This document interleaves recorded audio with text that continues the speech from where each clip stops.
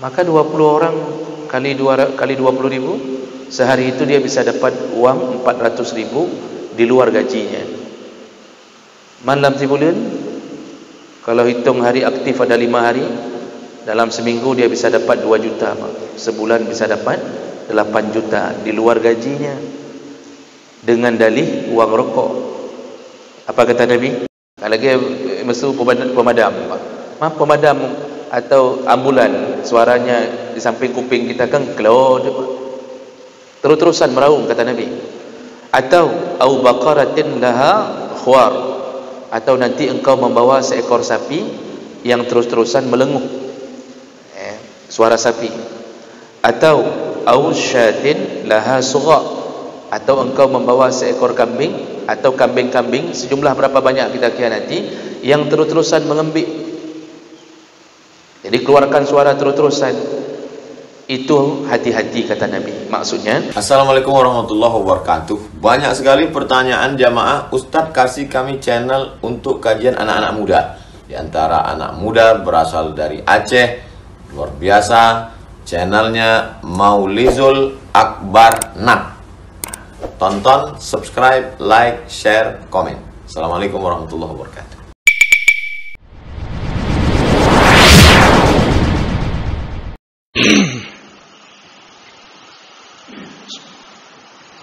Assalamualaikum warahmatullahi wabarakatuh. Waalaikumsalam warahmatullahi wabarakatuh. Alhamdulillahi rabbil alamin. Wa bi ni'matihi tatimmu shalihat. Asyhadu an la ilaha illallah wahdahu la syarika lah, wa asyhadu anna Muhammadan 'abduhu wa rasuluhul karim. Allahumma shalli wa sallim ala nabiyyina wa sayyidina al-Mustafa Muhammadin wa ala alihi wa ashabihi ajma'in. Amma ba'd. Rabbi shrah li sadri wa yassir li amri wa hlul 'uqdatan min lisani yafqahu qawli. Segala puji bagi Allah, kemudian salawat dan salam kepada Rasulullah, pada keluarga dan seluruh sahabat-sahabatnya. Ya Allah, muliakan insyaallah jemaah salat subuh yang telah berhadir karena Allah. Mudah-mudahan Allah balas dengan surga insyaallah. Kita akan sambung pembahasan masih di dalam bab, yaitu anjuran untuk menjadi amil zakat yang bertakwa atau amanah, sekaligus ancaman terhadap amil yang berkhianat. Di pertemuan yang lalu kita sudah bacakan beberapa hadis kemuliaan menjadi amil atau bersedia menjadi amil zakat.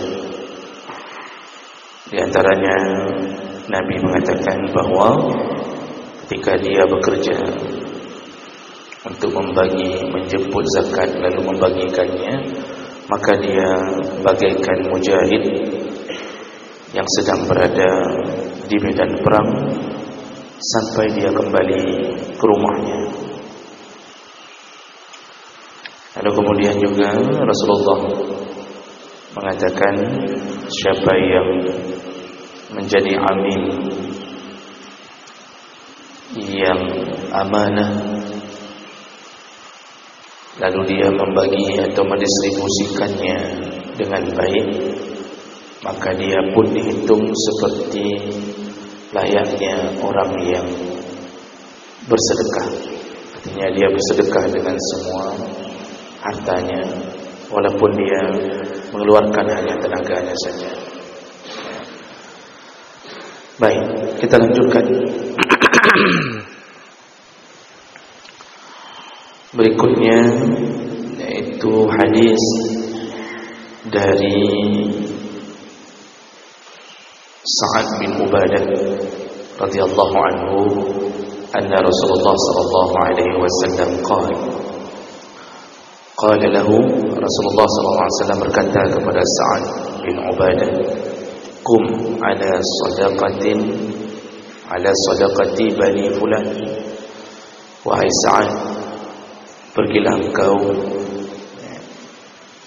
untuk mengutip zakat pada bani fulan. Wandur, tapi waspadalah, kata Nabi, an ta'ti yaumal qiyamah bibikrin tahmiluhu ala atikika au kahilika lahu ruwa yaumal qiyamah.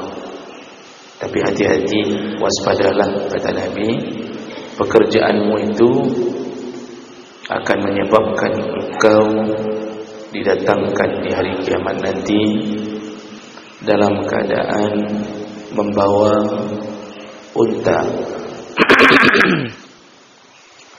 membawa unta yang muda di atas pundakmu atau di atas punggungmu, dan dia nanti bersuara. Qala, lalu Sa'ad begitu mendengarkan itu mengatakan, ya Rasulullah, isrifha anni. Ya Rasulullah, kalau begitu jangan berikan aku tugas itu, berikan saja kepada orang lain. Fasarafaha anhu, lalu Rasulullah mengalihkan tugas itu kepada orang lain. Nah, ini cerita tentang Rasulullah mengutus Sa'ad bin Ubadah untuk menjadi salah satu amil yang mengutip zakat dari Bani Fulan, Bani tertentu. Tapi Rasulullah memberi wanti-wanti, jangan sampai berkhianat pada harta zakat orang, jangan sampai tidak amanah, karena nanti apa yang diambil dari zakat milik orang lain atau berkhianat dalam pekerjaan amil, resikonya hari kiamat Allah Subhanahu wa taala akan membuat harta zakat itu yang dikhianati oleh amil akan dibawa di atas pundak atau punggung si amil. Contohnya unta, yang Nabi sebutkan di sini contohnya unta, karena salah satu daripada harta zakat adalah unta, dan ini yang disebut unta muda, ya, karena unta itu setiap bilangan 5 berkali-kali lipat 5 itu membayarkan zakatnya, yaitu unta yang muda. Nah, jadi nanti di hari kiamat bagi amil yang mengurusi zakat lalu berkhianat, maka dia akan disangkutkan oleh Allah unta tersebut di atas pundaknya, dan unta itu akan berteriak-teriak dan tidak bisa lepas dari pundaknya, berdiri di padang mahsyar selama 50.000 tahun sampai datang hari penghisaban, lalu dicampakkan ke dalam neraka. Jadi siksanya adalah harta yang dia khianati itu diletakkan di atas pundaknya.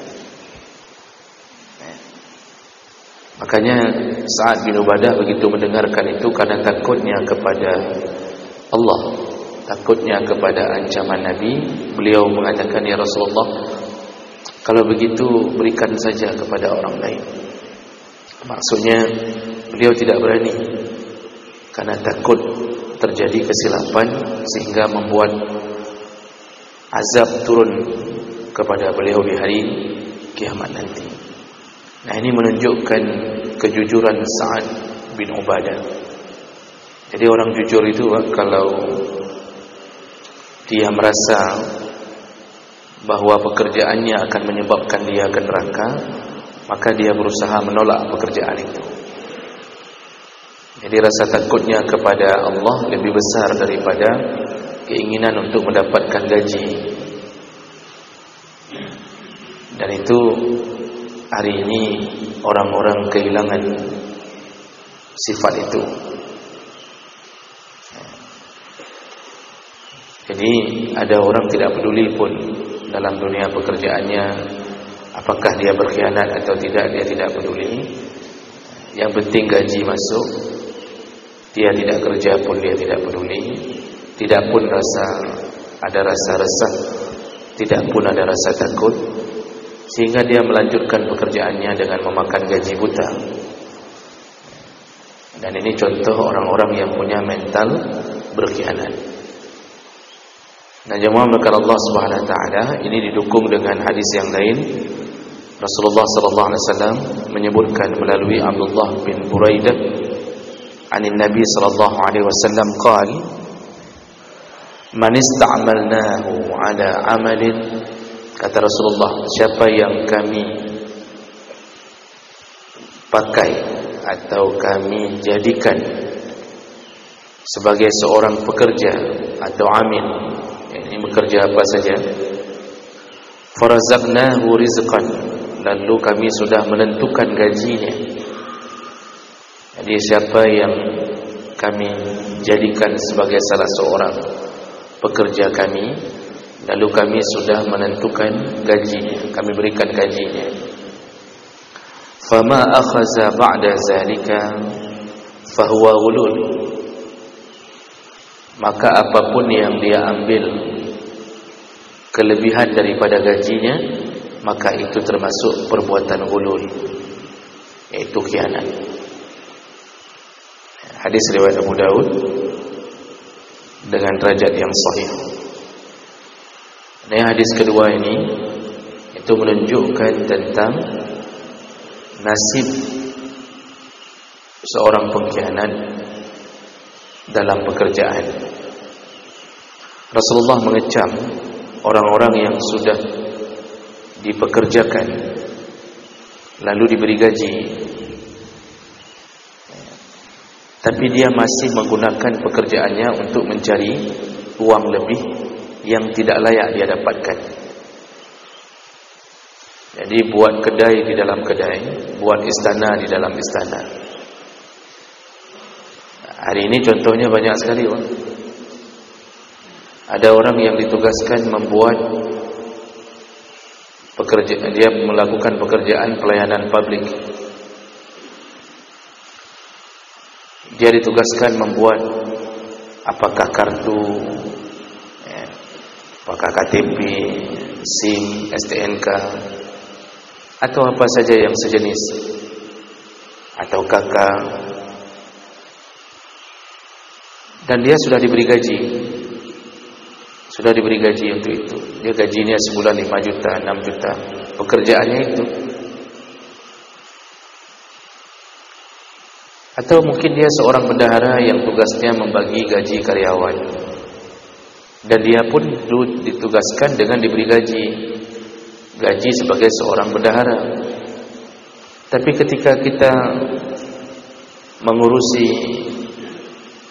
kebutuhan kita buat KTP, kita buat SIM, STNK, atau apapun lah yang sebenarnya itu free, karena dia sudah diberi gaji, belangkonya sudah digratiskan, jadi difasilitasi oleh pemerintah, dan dia seharusnya tidak mengutip apapun.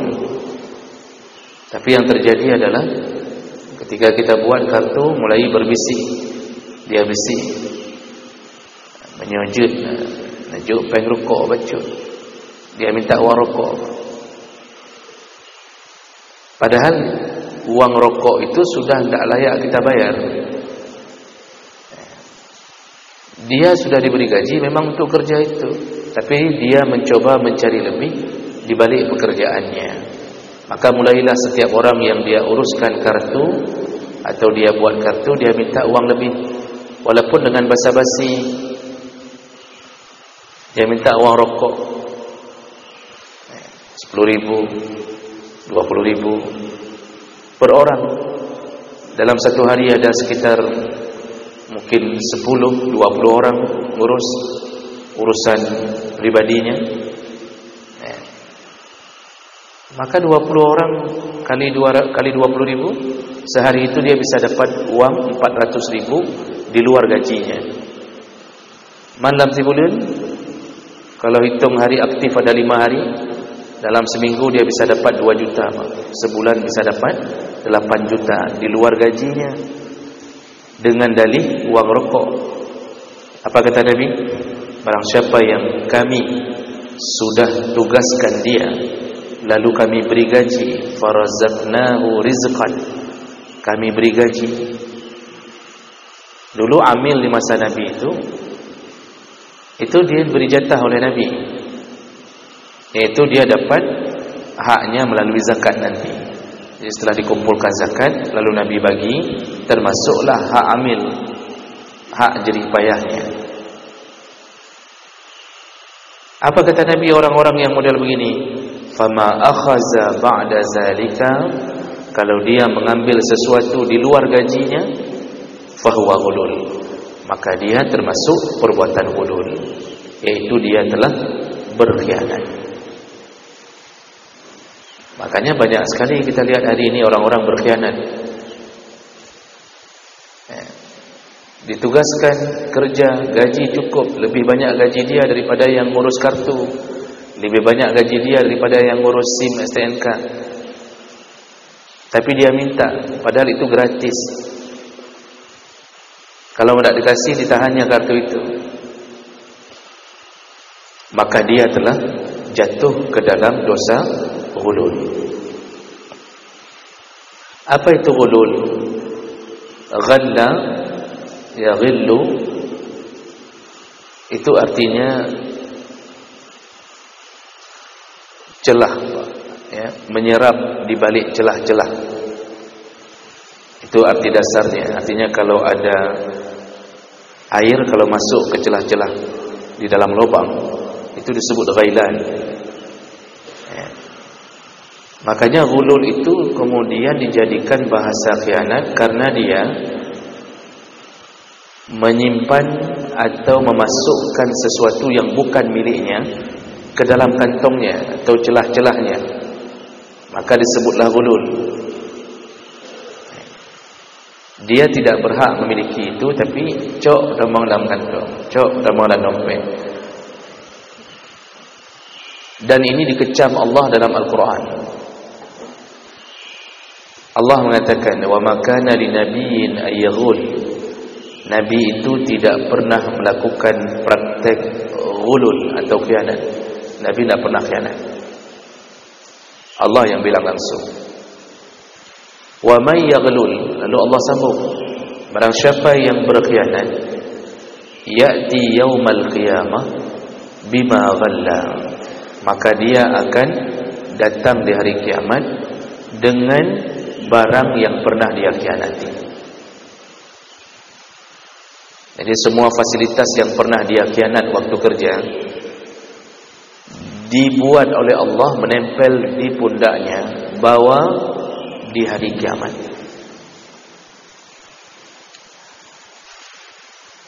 Maka nanti di hari kiamat baru kita tahu siapa yang ternyata selama di dunia orang yang paling banyak khianat dalam amanah yang diberikan dalam pekerjaan. Makanya nanti hari kiamatlah baru kita lihat tu orang-orang yang minta uang rokok tu, bang. Itu bukan rokoknya yang ditempel, mesin pegat KTP, mesin pegat SIM, mesin pegat STNK itu ribuan, ya. Bahkan mungkin jutaan, sudah 25 tahun kerjanya. Jutaan orang mungkin, atau ratusan ribu orang dikumpulkan Allah, diletakkan di atas pundak, bawa, berdiri di padang mahsyar, bawa. Nanti ada orang mikir, alah medamainya dagai. Orang mikir ke situ. Hari ini selendang saja, rida saja, rida. Coba taruh di bahu terus-terusan, seumpahan bahunya. Coba ambil rida, taruh di sini. Rida lipat-lipat, rida taruh di sini. Itu kan orang-orang taruh di pundaknya. Itu kan dalam hitungan, kalau penceramah taruh 3 jam. Itu pun 3 jam sudah dipindah-pindah, Pak. Kat seumlah no. Seumlah no pindah ke sini. Waktu pulang langsung dia lipat itu. Tidak ada orang yang hidup dengan rida itu. Padahal rida itu berapalah beratnya? Tidak ada yang hidup sampai sehari bersama rida. Tidak ada. Kita di rumah taruh anduk saja di pundak, itu paling tahan lama 2 jam 3 jam. Habis itu kan beri tuum, kata tuum gantai, ya? Kita letakkan handuk itu. Ini peci ini saja. Ada orang yang terus-terusan pakai tak buka, panas lah. Apalagi kalau peci linto baru, kopiah linto baru gitu, yang di dalamnya ada kebeduk besar dia kayak dalam. Itu kan berat. Itu kan berat itu. Penutup topi linto baru itu berat, Pak. Tentu yang bisa merasakan yang sudah pernah jadi linto baru. Yang belum pernah itu nggak tahu kayak mana beratnya topi itu, dikira ringan enggak. Jadi kita hari menikah itu hari membawa sesuatu yang berat di kepala. Itu saja sudah nggak sanggup sehari. Bagaimana kalau ribuan tahun, Pak? Karena kita berdiri di padang mahsyar itu, dalam satu hadis itu disebut 50,000 sanah. 50,000 tahun. 50,000 tahun. Dan itu dihitung oleh Allah dalam keadaan sehari di padang mahsyar. Di sisi Allah sehari. Di sisi kita di padang mahsyar 50,000 tahun, kata Allah. Allah sebutkan yauma ta'rujul malaikatu war-ruh fi yaumin kana miqdaruhu 50,000 sanah. Hari dikumpulkan, hari naiknya malaikat dan semua berkumpul, termasuk Jibril alaihi salam. Di hari itu berkumpul semuanya di padang mahsyar, itu hitungannya yaumin, sehari. Tapi berapa sehari itu? 50,000 sanah, 50,000 tahun. Mana 50,000 tahun sanggup bawa barang yang pernah kita khianat? Disitulah dengan matahari diturunkan di atas kepala, barang di atas badan tak bisa turun. Belum masuk neraka, sudah seperti masuk neraka. Siapa mereka? Mereka yang melakukan perbuatan ghulul, khianat di dunia. Nabi saking bencinya kepada para pengkhianat dalam amanah, orang yang diberi amanah lalu berkhianat, Nabi tidak mau mensolatkan jenazahnya. Makanya dulu di masa Nabi, ketika ada salah seorang dari pasukan perangnya Nabi syahid, artinya syahid secara zahir, lalu orang-orang ketika membawa jenazahnya ke hadapan Nabi, ini bukan syahid, meninggalnya setelah perang, tapi lukanya dalam perang. Itu dalam hadis. Karena yang disebut syahid itu yang mati waktu berperang. Tapi kalau yang mati setelah perang, sedangkan luka bacok didapatkan dalam perang tapi tidak meninggal, meninggalnya di rumah, itu tidak disebut syahid. Tidak disebut syahid. Maka orang itu begitu kejadiannya. Maka ketika jenazahnya dibawa ke hadapan Nabi, Nabi kemudian mengatakan ke sahabat, "Salatlah kalian. Aku tidak mau mensolatkannya." Artinya Nabi tidak larang solat bagi yang lain, karena itu fardu kifayah. Tapi Nabi tidak mau mensolatkan.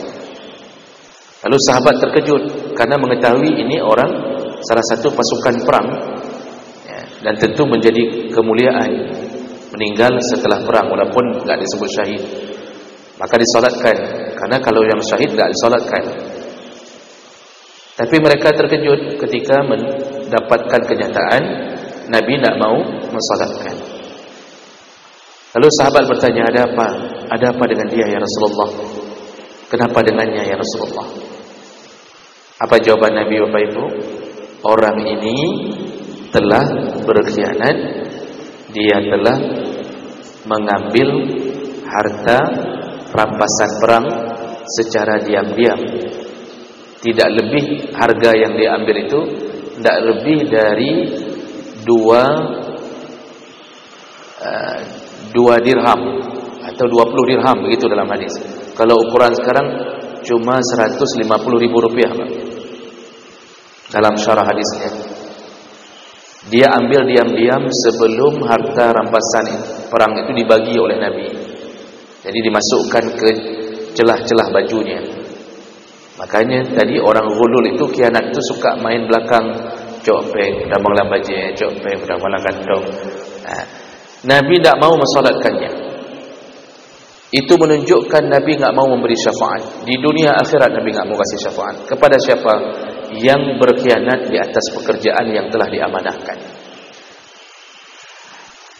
Maka oleh karena itu, hadis-hadis berikutnya itu menyebutkan siksa. Rasulullah sallallahu alaihi wasallam itu ketika menyebutkan siksa dari Ubadah bin Samit, anna Rasulullah sallallahu alaihi wasallam ba'asahu ala sadaqah. Hadis yang lain menyebutkan Rasulullah mengutus Ubadah bin Samit untuk mengurus zakat, itu menjadi amil. Lalu Rasulullah berpesan, ya Abul Walid, wahai Abul Walid, gelar dari Ubadah bin Samit, ittaqillah, bertakwalah engkau kepada Allah, la ta'ti yaumal qiyamah, jangan sampai gara-gara pekerjaan ini engkau akan datang nanti di hari kiamat bi ba'irin tahmiluhu lahu rugha, jangan sampai engkau datang di hari kiamat dengan membawa seekor unta,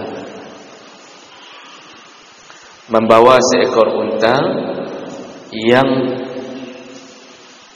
meraung-raung di atas pundakmu.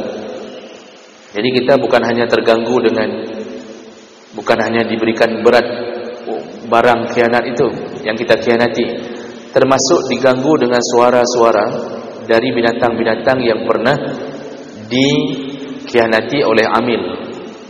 Karena zakat harta itu kan ada unta, sapi, kambing. Jadi amil yang berkhianat, unta diletakkan di pundak, tapi unta itu terus-terusan meraung. Kalau lagi mesti pemadam atau ambulan, suaranya di samping kuping kita kan gelod, terus-terusan meraung, kata Nabi. Atau au baqaratin laha khuwar, atau nanti engkau membawa seekor sapi yang terus-terusan melenguh, suara sapi. Atau au syatin laha sugha, atau engkau membawa seekor kambing atau kambing-kambing, sejumlah berapa banyak kita khianati, yang terus-terusan mengembik. Jadi keluarkan suara terus-terusan. Itu hati-hati, kata Nabi. Maksudnya, kalau jadi amil, jadi pekerja, jangan khianat. Kalau tidak akan terjadi begitu. Jadi saking anehnya siksa ini, lalu Ubadah bin Samit bertanya ke Nabi, qal, ya Rasulullah, inna zalika lakazalik, itu betul-betul nanti terjadi begitu. Maksudnya dia bukan enggak percaya sama Nabi. Maksudnya, apakah begitu siksa orang yang khianat dalam pekerjaannya, yaitu semua barang khianatnya diletakkan di atas pundak? Apakah sampai segitu ya Rasulullah, kata Ubadah. Lalu Rasulullah berkata, ai wallazi nafsi biyadihi, demi jiwaku di tangan Allah Subhanahu wa taala, ya, fa wallazi ba'asaka bil haqq, dan demi setelah Nabi menjawab itu benar, demi, dia bersumpah, demi jiwaku di tangan Allah, begitulah nanti kejadiannya, kata Nabi. Lalu Ubadah mengatakan, fa wallazi ba'asaka bil haqq, demi Allah yang telah mengutusmu dengan kebenaran ya Rasulullah, la a'malu laka ala syai'in abada, aku tidak berani menanggung pekerjaan yang seperti itu ya Rasulullah. Jadi para sahabat ini bukan menolak pekerjaan dari Nabi, tetapi mereka tidak berani menanggung resiko, saking jujur dan takutnya kepada Allah. Nah, ini bukan bermakna tidak ada satupun yang berani menanggung atau menjadi amil, tapi mereka sebenarnya ujungnya taat juga. Ya sudahlah, kami terima pekerjaan itu, tapi dengan rasa takut kepada Allah. Makanya dulu amil itu tidak ada yang berani menyeleweng sedikit pun karena takut. Ini makanya peringatan bagi semua kita, apapun pekerjaan. Karena di sini disangkutkan masalah amil zakat. Itu kalau ada amil zakat fitrah, amil zakat harta, kerja di Baitul Mal, lalu mengambil harta Baitul Mal untuk memperkaya dirinya. Baru kali dropnya tahu ketua Baitul Malnya, Pak. Itu memperkaya dirinya. Dia bawa pulang uang Baitul Mal hasil zakat semua orang, Dia bawa pulang untuk makan isteri, makan anak, dia beli mobil, beli ini macam-macam. Padahal gaji udah ada. Tadi itu berapa kali kejadian Pak, pengkhianat di Baitul Mal. Gaji sudah ada, tetapi tetap dia mainkan uang zakat orang untuk kehidupan dirinya. Maka siap-siap nanti apa yang dia ambil menjadi beban di pundaknya di hari kiamat. Ambil zakat fitrah, hati-hati. Beras yang bukan hak miliknya dan belum dibagi untuk hak amil, tiba-tiba dia bawa pulang satu karung untuknya tanpa melalui prosedur, maka beras itu akan melekat di badannya 50.000 tahun di padang mahsyar. Menyohanan dipati mati lagi. Coba mati dulu, lihat nanti benarkah janji Allah dan Nabi. Maka amil itu betul-betul orang yang amanah, yang takut sama Allah. Dan ini berefek pada semua pekerjaan, apapun pekerjaan kita, guru kah, dosen kah, PNS apapun golongannya. Kalau khianat, tidak masuk kerja, duduk di kedai kopi, jam 11 baru masuk kerja, yang gaji ambil penuh, itu beberapa jam itu disebut ghulul, itu khianat. Padahal dari tadi pasien di rumah sakit nunggu, dokter enggak masuk-masuk, padahal gaji dokter sudah ditetapkan. Sampai pasien melarat, ada yang disuruh puasa, disuruh puasa mau dioperasi, habis disuruh puasa enggak dioperasi-operasi. Itu khianatnya dokter. Nanti khianatnya perawat, enggak masuk-masuk untuk kasih obat, enggak dikontrol, tidur saja di meja perawat. Itu khianat. Khianatnya PNS, duduk di kedai kopi atau punya kebun sawit. Jauh kebun sawit, fingerprint di tempat kerja, fingerprint lalu pergi ke kebun, ambil gaji di sini, kerja tidak ada. Itu gaji, itu semua gaji haram. Itu khianat. Guru-guru tidak mengajar. Mengajar pun cuma bersolak-solek di depan cermin. Ada yang cuma lihat-lihat TikTok saja. Dosen pun begitu, yang pertemuan 16 kali, masuk cuma 8 kali. Sama mahasiswa bilang, tanda tangan aja sekali masuk 2 kali, yang penting kalian dapat A semuanya. Ini dosen-dosen ghulul, dosen pengkhianat. Tak mau capek Pak. Kerja di luar banyak, yang di situ dia tipu. Mahasiswa senanglah, karena sama-sama pengkhianat. Akan jadi pengkhianat juga. Mahasiswa dikasih nilai A Pak, tak masuk pun tak apa-apa, yang penting dapat A. Kalau mental pengkhianat begitu, kecuali yang baik-baik, yang ingin menuntut ilmu kesal. Dia lapor ke dekan, dia lapor ke rektor, ini ada dosen pengkhianat. Maka begitulah nanti di hari kiamat, kita akan lihat macam-macam orang yang berkhianat di kantor, pernah bawa pulang fasilitas kantor. Kursi di kantor sudah ada di rumahnya, sofa di kantor di rumahnya. Waktu kita berhari raya, kita lihat lengkap sekali barang, padahal barang kantor belum. Guru-guru bawa pulang spidol ke rumah. Spidol untuk ngajar di sekolah, dia bawa pulang untuk kebutuhan pribadinya sendiri. Ada yang kebutuhan kuliah anaknya, ngeprint itu milik kantor. Habis tinta kantor, ngeprint punya pribadi anak kuliah. Kata si ayah, tenang aja, ada print ayah di kantor.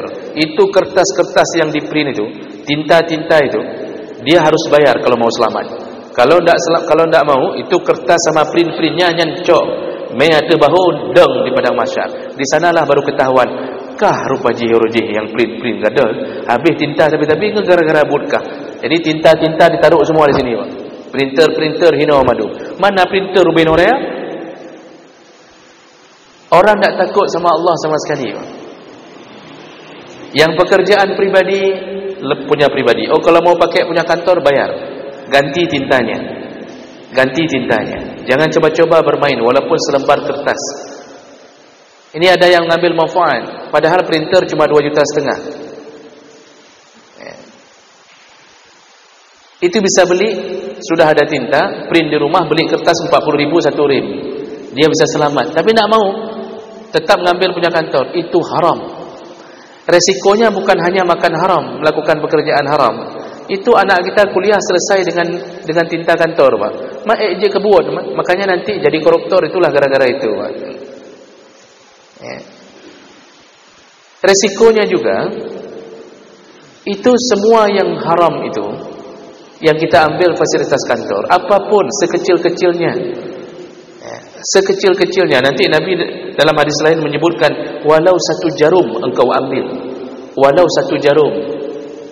Kerja di tailor, di tempat penjahit, anak kita pintar menjahit, kita suruh kerja, dibawa pulangnya benang punya tailor itu, dibawa pulangnya jarum, walaupun mukhitan, kata Nabi, walaupun 1 jarum engkau ambil, tetap engkau akan bawa. Maka hari kiamat itu nanti ada yang bawa macam-macam. Ada yang bawa mobil kantor di atas pundaknya, mobil plat merah. Ini hati-hati yang pejabat-pejabat yang dikasih mobil plat merah, itu nanti bawa di pundak. Kenapa? Rupanya di dunia dia bawa mobil tu bukan untuk urusan kerja, untuk ke Gunung Salak bawa keluarga, isi minyak di SPBU, ngambil bon, tagih ke kantor. Padahal yang dia bawa keluarga bukan kerja, itu bawa nanti di pundak. Maka nanti kita heran-heran, mungkin banyak pejabat yang bawa mobil plat merah di atas pundak. Mak dia fikir Pak Urus. Maka inilah penyebabnya, takwa di sini tidak ada. Maka susah sekali mencari orang jujur hari ini, Pak. Seharusnya yang begitu-begitu pulangkan gaji. Saya tidak kerja bulan ini, pulangkan gaji. Itu seharusnya kalau mau selamat. Tapi orang hari ini tidak peduli, apapun dia sikat, yang penting makan. Enggak tahu bahwa hidup di akhirat lebih dahsyat, lebih rasa, lebih lama terasa azabnya dibandingkan apa yang ada di dunia. Maka hadis-hadis ini menyebutkan tentang jadilah pegawai yang jujur, jadilah amil yang jujur, karena risikonya berat. Cuma sayangnya kadang-kadang waktu kita berikan informasi hadis ini, amil nggak ada yang datang, sehingga kadang-kadang ulang-ulang ada tasawuf. Amilnya tidak ada yang datang, kadang-kadang nggak tahu dia bahayanya jadi amil yang tidak jujur. Yang datang yang soleh-soleh, Pak. Yang kena marah yang soleh-soleh. Yang buruk-buruk, pencuri, koruptor tidak datang-datang ke masjid, sehingga nggak sampai-sampai berita. Oleh karena itu Nabi setiap kali memberi tausiah, Nabi mengatakan falyuballigh asy-syahidu minkumul ghaib. Yang hadir tolong sampaikan kepada yang ghaib. Maka hari ini saya mengatakan, bapak, ibu yang hadir, sampaikan kepada yang tidak hadir bahayanya melakukan pengkhianatan setelah diberi amanah dalam pekerjaan.